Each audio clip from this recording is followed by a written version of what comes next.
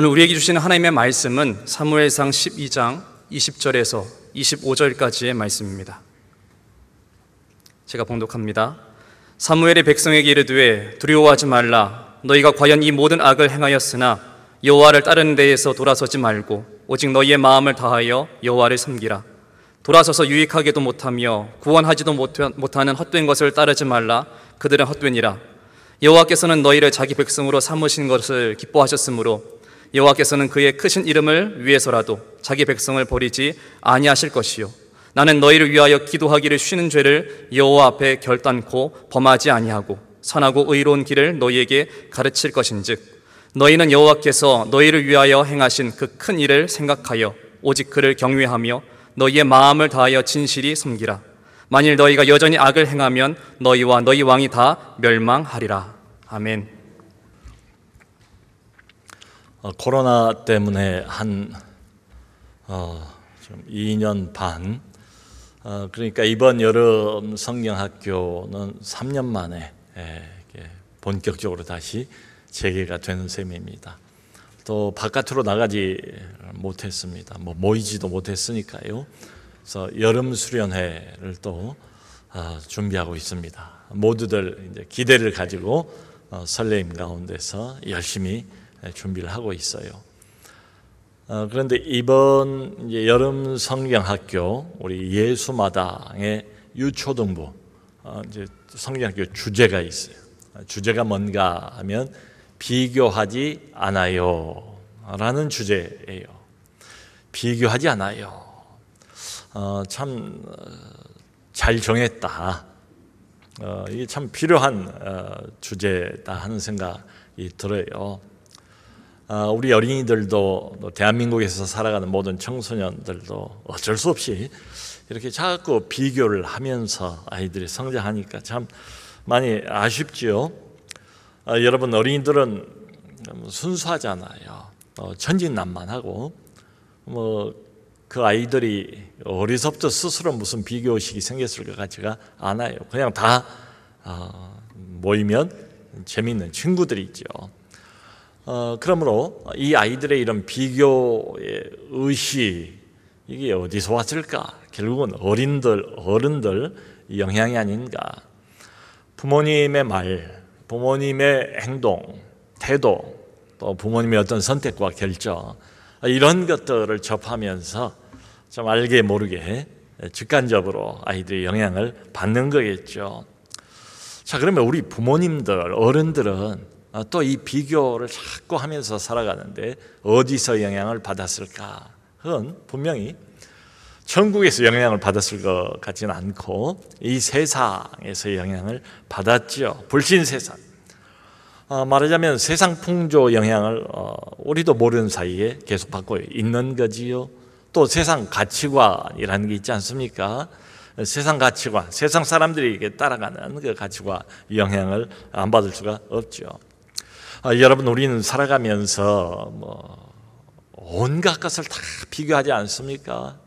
직장을 비교하고 직위를 비교하고 월급을 비교하고 살고 있는 집을 비교하고 타고 다니는 차를 비교하고 이런 영향을 아이들도 받아요. 아이들은 이제 공부가 우선이니까 성적을 비교하고 또 그 집안을 비교하기도 하고 애들이 참 아주 어린 초등학생들인데 우리 집은 몇 평이야? 어디 살아? 너희 집은 몇 평이냐? 이런 걸 주고받으면서 비교하는 걸 보면 참 씁쓸한 생각이 들지 않습니까? 또 외모를 비교하고 요즘 SNS가 이제 많이 발달해서 많은 사람들이 페이스북을 하지 않습니까? 근데 어떤 사람들은 페이스북을 안 한대요. 일부러 너무 스트레스를 받으니까. 너도 나도 페이스북에 다 자기의 가장 고상한 모습, 가장 괜찮고 잘난 모습만 올리는 게 이게 풍조가 되어 있는데 그러려면 나도 이제 뭔가를 올리려면 만들어야 돼요. 억지로 꾸며서 자꾸 올려야 되는데 좋은 모습만을 이게 이제 스트레스가 된다는 거죠. 그래서 아예 안 한다. 여러분, 우리가 비교를 한다고 할 때 남과 나를 비교한다고 할 때 어떤 기준이 있지 않겠어요? 비교의 기준. 그 비교의 기준이라는 게 영적인 기준, 일리는 없고 대개가 이제 세상 기준이죠. 저는 영적인 기준을 가지고 정말 괴로워하면서 비교하는 경우 생각이 안 나요. 저 집사님 얼마나 믿음이 좋은가, 나도 저 믿음을 따라가야 하는데 나는 왜 이렇게 믿음이 작을까 하면서 그야말로 가슴을 치면서 무척 괴로워하는 이런 분이 과연 있을까? 저분은 저렇게 열심히 새벽마다 깨어서 하나님 앞에 엎드려 하루를 시작하는데 나는 왜 이렇게 새벽기도 작심삼일인가 하면서 정말로 진짜로 그것 때문에 고통스러운 그 비교를 하면서 그럴까 의문이 생겨요. 그러니까 우리가 비교를 한다고 할 때는 전제가 뭔가 하면 세상 기준을 가지고 비교를 하고 세상 가치관을 따르기 때문에 이런 비교를 하게 되는 거죠. 그런데 우리가 아는 것처럼 세상 가치관이라는 게 특징이 뭐겠습니까? 물질 위주죠. 물질, 그러니까 소유, 물질, 누가 더 많이 가졌나, 물질이죠.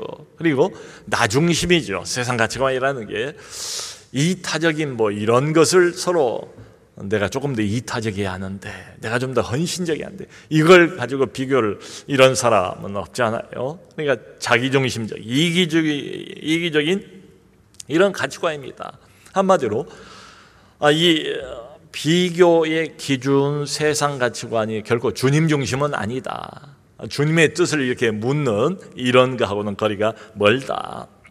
그런데 오늘 성경을 보면 여러분 아주 오래 전이긴 하지만 이스라엘 백성들도 똑같았다. 그때도 계속 이 사람들도 하나님의 백성이에요. 계속 비교를 하는 거예요. 그러니까 오늘 이 본문 문맥에서는 뭘 이 사람들이 비교를 본격적으로 했는가 하면 주변을 딱 돌아보니까 세상 나라들은 다 근사한 왕을 가지고 있더라는 거예요. 그 왕이 눈에 보이잖아요. 그 왕이 왕복을 입고 또 갑옷을 입고 전장터에 나가면 얼마나 의리의리합니까? 번쩍입니까? 믿을만합니까? 근데 우리는 보니까 왕이 없어요. 사실은 왕이 없는 게 아니죠. 이스라엘의 진짜 왕은 바로 살아계신 하나님이시죠. 근데 이걸로 만족이 안 되는 거예요. 세상 왕 다 가지고 있는데 세상 가치관을 가지고 자기를 바라보는 거예요. 자기들은 없어요. 하나님의 왕이라고는 하지만 보이지도 않는데, 하나님의 왕이라고 하지만 실제로 왕 노릇을 하는지 잘 모르겠고 실감도 안 나고, 정말 우리를 하나님이 돕는지 왕으로서 그것도 내가 확신할 수가 없고 그래요. 그래서 눈에 보이는 왕을 구합니다. 근사한 왕, 믿음직스러운 왕. 이런 왕이 딱 우리 옆에 있다면 얼마나 안심이 될까, 얼마나 안전해질까, 그리고 얼마나 우리가 사는 게 더 행복해질까, 이렇게 생각을 한 거예요. 그래서 당시 이제 선지자 사무엘에게 강력하게 백성들이 그냥 때로 몰려와서 요청을 합니다.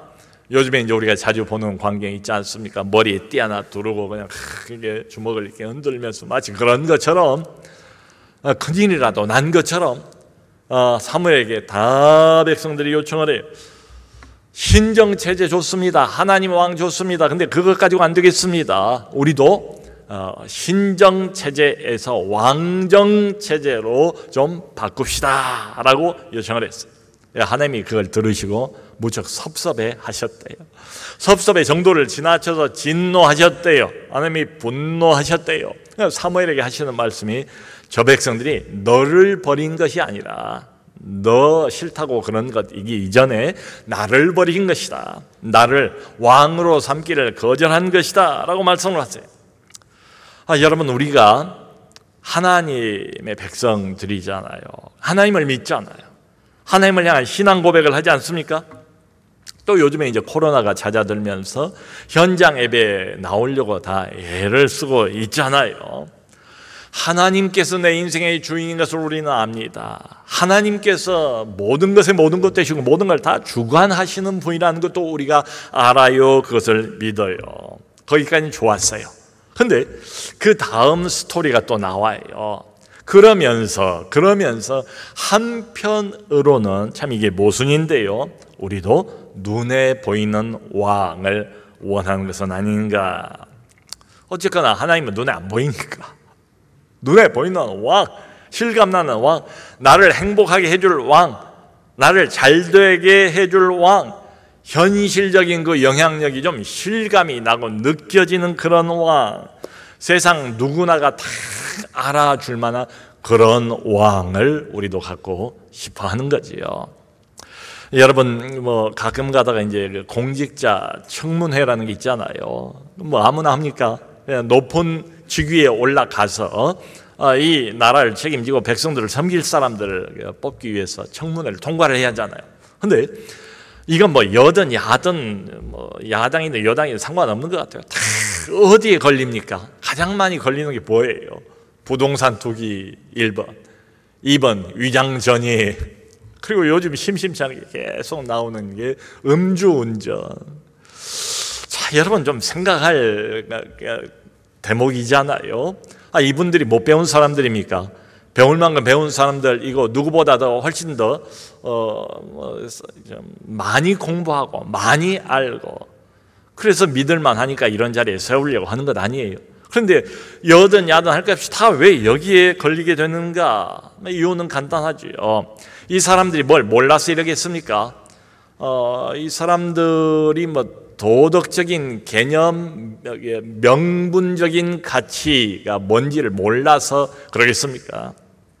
그거하고 상관없이 실제로 이 사람들을 무엇이 다스리는가, 실제로 왕노릇하는 게 뭔가, 명분적인 가치가 얼마든지 입으로 말할 수가 있지요.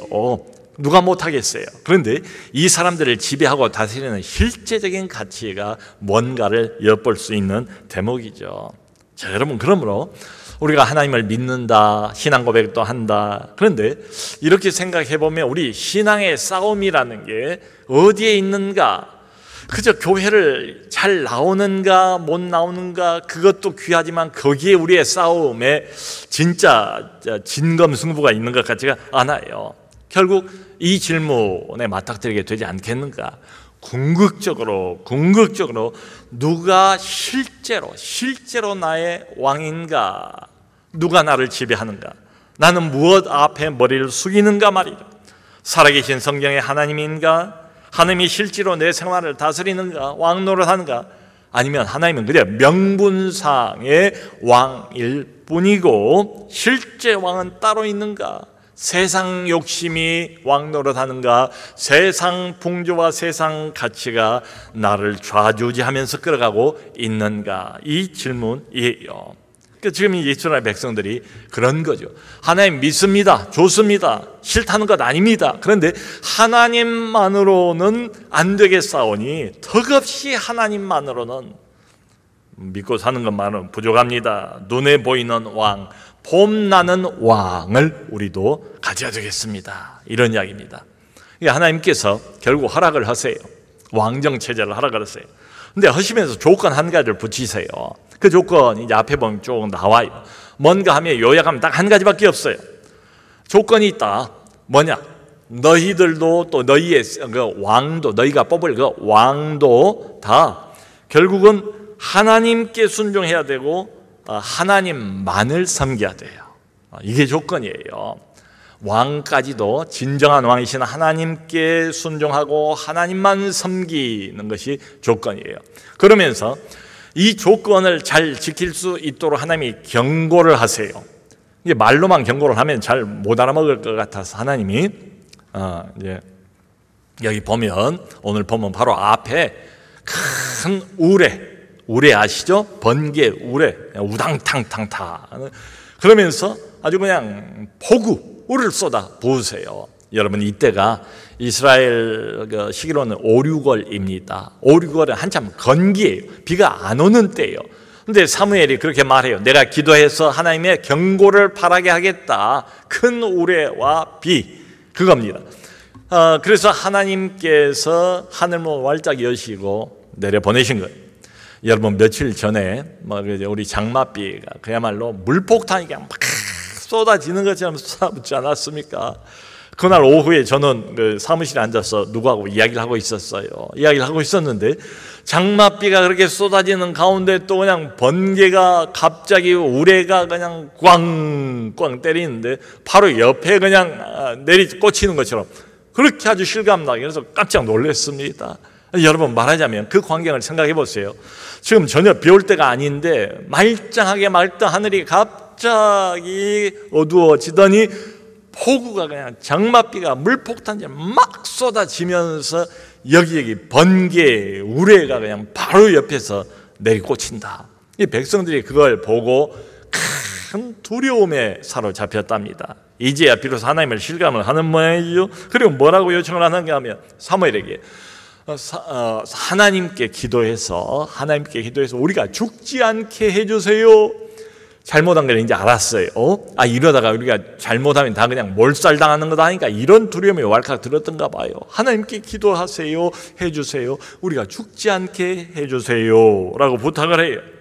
하면서 이제 이런 고백을 비로소 합니다. 우리가 우리의 모든 죄에 왕을 더하는 악을 행했습니다. 지금까지도 죄만 짓고 살아왔는데 여기에다가 왕을 따로, 세상 왕을 따로 구하는 악을 더하였습니다. 사무엘이 이제 바로 앞입니다. 오늘 본문 앞에 20절 21절을 보면 이렇게 대답을 해요. 너무 두려워하지 말라. 너희가 과연 악을 행했지만 하나님께서 이미 너희의 요청을 받으셨다, 허락하셨다. 그러므로 왕정 체제로 바뀐다 할지라도 오직 하나님만 섬기라. 그리고 헛된 우상을 따르지 말라라고 이야기를 해줘요. 자, 그리고 난 다음에 하나님께서 경고하십니다. 명령하셨습니다. 이것만 하는 게 아니고 덧붙여서 위로를 또 해주세요. 그게 오늘 본문 22절인데요. 22절 이렇게 말해요. 하나님께서 너희를 자기 백성 삼으신 것을 기뻐하셨느니라. 자, 여러분, 이 상황에서 이 말이 어울립니까? 지금 물폭탄 쏟아지고 막 우레, 번개, 낭뢰 이거 다 죽게 생겼구나. 이 두려움이 왈칵 들고 있는데 사무엘이 하는 말이 두려워 말라. 하나님께서 너희를 자기 백성 삼으신 것을 하나님이 기뻐하셨대요. 여러분, 이게 이해가 됩니까? 지금 이런 상황에서 하나님이 이 백성들을 기뻐하신 것처럼 보입니까? 아니지요. 사사건건 하나님의 속만 썩이 있는 백성들, 그야말로 미운 짓만 골라서 하는 것 같은 이런 백성들. 근데 과연 이 백성들을 보고 하나님께서 기뻐하셨다니, 자기 백성 삼으신 것을 기뻐하셨다니 이게 말이 되는가? 이게 가능한 이야기인가? 여러분, 우리도 하나님 앞에서 참 정직하게 우리의 행위를 생각을 해보자고요. 우리가 매일마다 무엇을 결정하는가? 매일마다 나는 어느 쪽을 선택하는가? 누구를 왕으로 삼기로 나는 결정하는가? 이 관점에서 보자고요. 하나님보다 세상을 선택하는 때도 부지기수로 많고 하나님의 영광보다 자기 영광을 구하는 때도 얼마나 많습니까? 그러니까 우리 자신을 좀 정직하게 객관적으로 바라보면 하나님이 나를 어떻게 느끼실까 바라보면서 불쾌하실 것 같아요. 진노하실 것 같아요.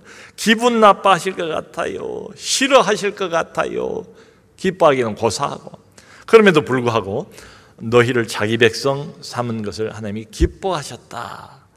그 유명한 스바냐 3장 17절 말씀이 이렇게 말하지 않습니까? 그가 너로 말미암아 기쁨을 이기지 못하시며 너를 잠잠히 사랑하시며 너로 말미암아 즐거이 부르며 기뻐하시느니라. 하나님이 우리를 보면서 취하는 태도가, 반응이, 느낌이 이렇대요. 하나님이 우리를 보면서 기쁨을 이기지 못하시, 잠잠히 사랑하시, 우리 때문에 즐거이 롤러랄라, 너무 기분 좋으면 막 콧노래가 나오는 것처럼 말이죠. 너로 말미암아 즐겁게 노래를 부르면서 기뻐하시리라. 이게 참 이해는 안 돼요. 근데 이렇게 생각을 해보면 조금 이해는 가요. 자, 여러분, 우리가 자식들을 키우지 않습니까? 사춘기를 이렇게 지나면서 얼마나 자식들이 미운 짓을 많이 합니까? 참 말썽만 피우는 그 자녀, 그런 때가 있잖아요. 미운 짓만 정말 골라가면서 해요. 그러니까 미우니까 미워하기도 하고 또 심하면 매도 때리고 징계도 하고 그래. 자, 그런데 다른 면으로 이 자식이 내 자식인데 항상 밉습니까? 어때요? 24시간 밉기만 합니까? 존재 자체가 밉습니까? 그냥 싫습니까? 전체가 다 밉습니까? 그냥 늘 이 자식을 언제 내가 호적에서 파버릴까를 그냥 호시탐탐 노리고 있습니까? 우리가 간절합니까? 그 마음이? 그건 아니죠. 여러분, 미울 때는 미워도 사실 어때요? 대부분 부모들은 자식을 바라보면서 자식 바라기죠. 이게 오직 하면 뭐 딸 바보, 아들 바보 이런 뭐 명칭이 나왔을까요? 본능적으로 부모는 자식에 대한 애정, 자식을 사랑하기 마련이죠. 하나님도 그러시는 거예요. 자기 자녀가 밉지만 그러니까 애정이 함께 섞여 있는데 마치 부모가 부모로서 자녀를 바라볼 때 참 마음이 흐뭇하고 기쁜 것처럼 만족스러운 것처럼 하나님도 그러신다 이 말이죠. 그러면서 여기 22절 뒤에 보면 한마디를 더 붙여요. 하나님께서 자신의 높고 위대한 이름을 위해서라도 자기 백성을 버리지 않을 것이다. 자, 이 말을 좀 주목할 필요가 있어요. 하나님께서 우리하고의 관계인데요, 미운짓 하는 거 맞아요. 그런데 어떤 말을 하는가 하면 자기의 높은 이름, 위대한 이름을 위해서라도 자기 백성을 버리지 않으신대요. 참 이 말이 참 안심이 돼요. 참 얼마나 감사한 말입니까? 하나님이 우리를 선택하셨잖아요. 그리고 하나님이 우리를 자기 소유로 먼저 삼으셨어요. 그러니까 하나님의 자녀, 너는 내 거, 하나님의 백성. 우리 이름 석자 앞에는 하나님의 자녀, 하나님의 백성이라는 하나님의 이름이 따라와요. 우리 이름에. 하나님의 이름이 우리 인생에 말하자면 딱 붙어 있어요. 근데 여러분, 하나님은 어떤 분이십니까? 하나님은 완전하신 분이죠. 실수가 없는 분이죠. 실수해서는 안 되는 분이죠. 실패가 없으신 분이죠. 실패해서는 안 되신 분 아닙니까? 그러니까 결론은 뭔가 하면 하나님이 자기 이름과 자기 영광을 위해서라도 자기 백성을 포기할 수 없다 이 말이죠. 미운 짓 하고 잘못하면 혼도 내고 매도 때려야죠. 그런데 그렇게 해서 너네 이제 끝, 넌 저리 가버려. 뭐 이게 아니지 않습니까? 그렇게 해서 사람 되게 만들어 가시는 거지요. 그 호세아서 11장 8절에는 이런 말씀이 있어요. 한번 들어보세요. 에브라임이여 내가 어찌 너를 놓겠느냐, 이스라엘이여 내가 어찌 너를 버리겠느냐, 내가 어찌 너를 아드마같이 놓겠느냐, 어찌 너를 스보임같이 두겠느냐, 내 마음이 내 속에서 돌이키어 나의 긍휼이 온전히 불붙듯 하도다. 에브라임이여 이스라엘이여 어찌 내가 너희를 내 자녀인데 내 백성인데 아드마같이 버리겠느냐, 스보임같이 못 본 척하겠느냐. 여러분, 여기 아드마와 스보임은 뭔가 하면 지명입니다. 지명. 소돔과 고모라 아시죠? 불과 유황으로 완전히 멸망해버린 바로 그 도시 말이에요. 그 인근 도시에서 함께 멸망한 두 도시가 바로 이 아드마예요. 스보임이에요. 내가 아무리 잘못하고 아무리 미운 짓만 골라 한다 할지라도 내 자식인데 내 자녀인데 내가 어찌 너를 아드마같이 멸망 가운데 내버려 두겠느냐, 스보임같이 멸망하도록 내가 포기하겠느냐. 미우니까 매도 때리지만 그러잖아요. 내 속에서 마음이 그냥 돌이켜 징계를 하는 대목에서도 한편 생각해 보면 너무 안타깝고 너무 안쓰럽고 이 자식을 향한 내 사랑이 너무 간절하고 긍휼이 불붙듯하고 하나님이 참 솔직한 자기 심정을 고백을 이렇게 하시는 거지요. 여러분, 하나님의 백성이라고 해도 여기 지금 이스라엘 백성도 그렇고 우리도 그래요. 종종 하나님을 그냥 뭐 헐헐 떠나버려요. 그리고는 세상으로 가서 뭐 하겠어요? 죄 짓고 사는 거지요. 세상 왕을 섬기면서 말이죠. 세상 풍조를 열심히 따라가면서 말이죠. 그런데 우리는 하나님을 뭐 이미 포기했지만 하나님은 우리를 포기하지 않으신다. 끝까지 이렇게 막 살도록 내버려 두지 않으신다. 하나님이 간섭하신다. 하나님이 돌이키신다. 하나님이 간섭하시고 하나님이 백성들을 돌이키시기 위해서 세운 사람이 누군가 하면 바로 사무엘이에요. 사무엘. 여러분, 사무엘이 누굽니까? 영적인 리더지요. 영적인 리더예요. 영혼의 파수꾼이에요. 백성들 영혼의 보호자예요. 영혼의 인도자, 바로 사무엘이에요. 여러분, 지금 이 사무엘이 길게 설교하는 그 뒷부분을 우리가 본 거예요. 읽은 거예요. 이게 사무엘의 은퇴 설교입니다. 말하자면 마지막 고별 설교예요. 사무엘이 나이가 많이 먹었거든요. 그러니까 앞부분을 보면 그렇게 말해요. 백성들에게. 나는 너희가 보다시피 늙었고 머리가 이미 하얘졌다. 은퇴하는 마당에 마지막 설교를 하는 거예요. 사무엘이 어떤 사람이에요? 어려서부터 성전에서 자라난 사람 아닙니까? 엘리 대제사장이 제대로 대제사장 역할을 못하고 있었을 그때에, 그러니까 어려서부터 사무엘이 그걸 대신해서 사역을 했던 사람 아닙니까? 그런데 이 사무엘의 수십 년 사역을 해온 거예요. 이 백성들을 위해서. 근데 이 사무엘의 모든 사역을 다 긁어 모으면 딱 초점이 한 가지예요. 목표가 한 가지예요. 살아계신 하나님께로 백성들의 마음을 돌이키는 것, 하나님을 언제나 늘 기억하게 만드는 것, 진정한 왕이신 하나님의 다스림과 통치를 받게 만드는 것, 하나님만을 백성들이 왕으로 섬기도록 만드는 것, 이게 유일한 사역의 목표예요. 자, 여러분, 그러므로 우리는 이렇게 생각을 할 수 있죠. 바로 사무엘 자체, 이 영적인 걸출한 리더, 사무엘 자체가 무슨 상징인가? 이게 무슨 표시인가? 사무엘 눈에 보이잖아요. 말을 들을 수 있잖아요. 사무엘이야말로, 이 사람이야말로 하나님께서 이 백성을 아직도 버리지 않고 있다는 그 표시라 이 말씀이죠. 그를 통해서 하나님이 일하고 계시고, 그를 통해서 하나님께서 바른 길로 백성들을 돌이키려고 무던히 지금 애를 쓰시는 겁니다. 적용을 해보자면 이게 누군가? 우리 안에 하나님이 우리를 배려해서 주신 영적인 리더들. 한 학기 동안 우리 조장 목자들 참 수고를 많이 하셨지 않습니까? 작은 소그룹 몇 명 모이는 모임이지만 얼마나 소중한 모임입니까? 이게 우리의 영혼의 울타리가 되잖아요. 초장 목자들 뿐입니까?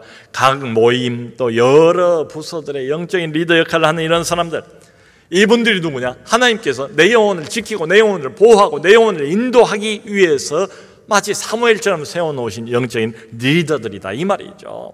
그러니까 눈에 보이는 이 사람들, 나를 위해서 기도하고 내가 뭐하라고 나의 영혼을 걱정해주고 늘 살펴주고, 이 사람들, 나를 위한 하나님의 배려, 남설 은혜 교회를 위한 하나님의 실제적인 배려다, 이 말씀이죠.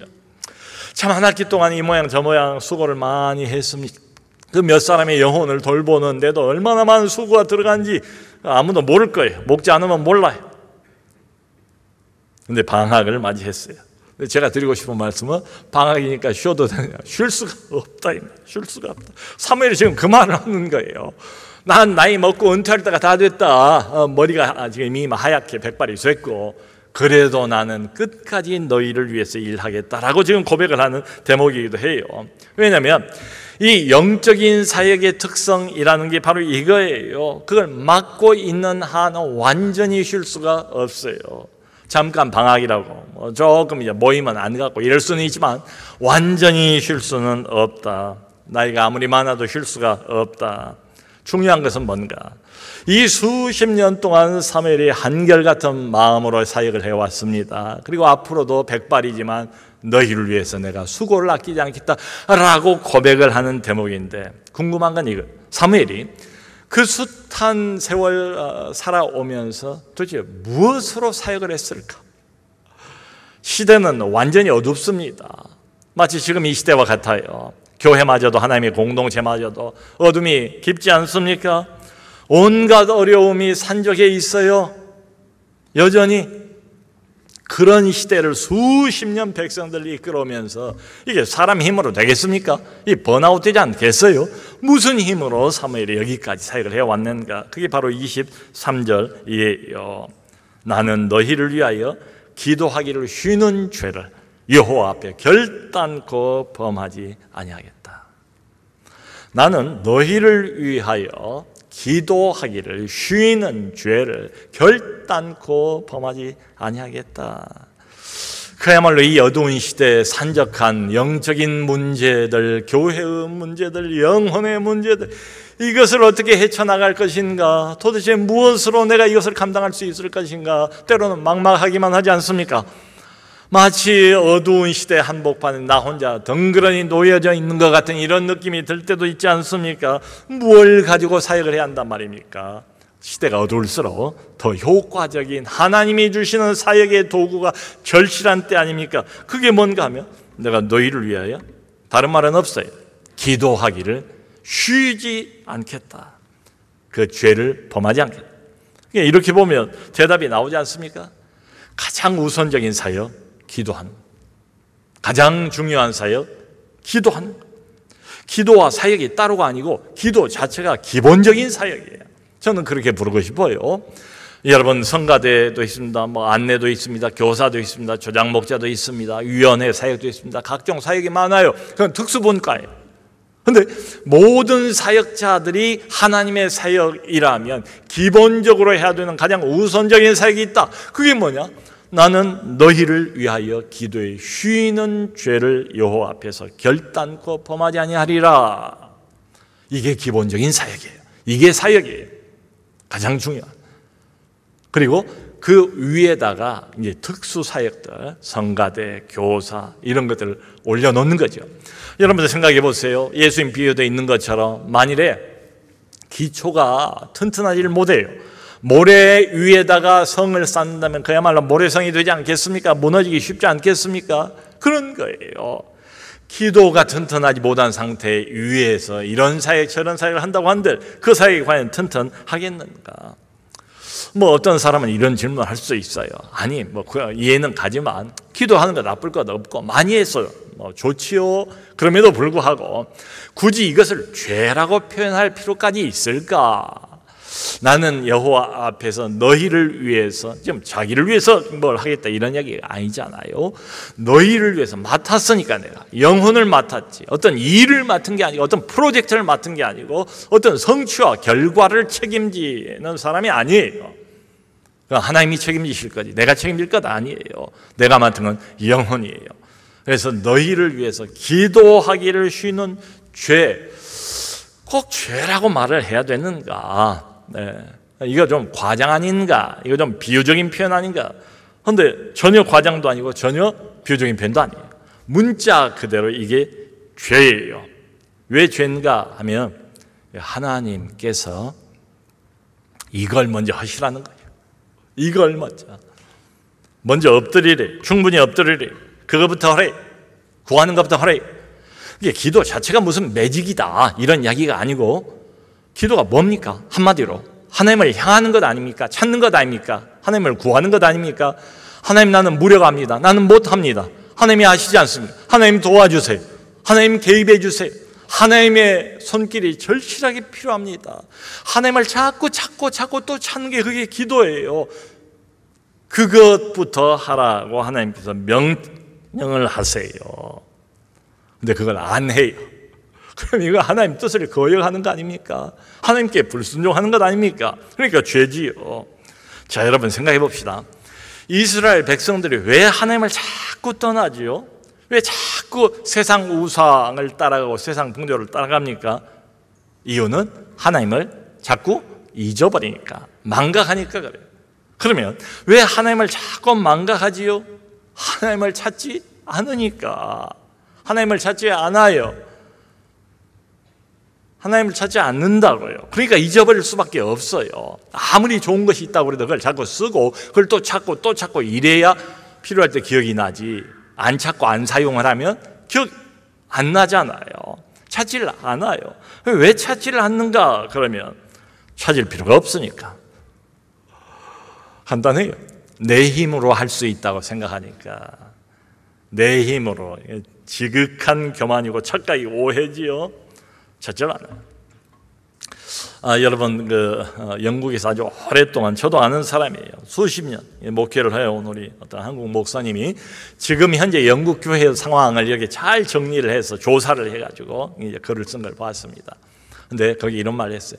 영국 교회 목회자들, 영국 교회입니다. 목회자들 평균 기도 시간 3분. 믿어지세요? 목회자입니다. 그래도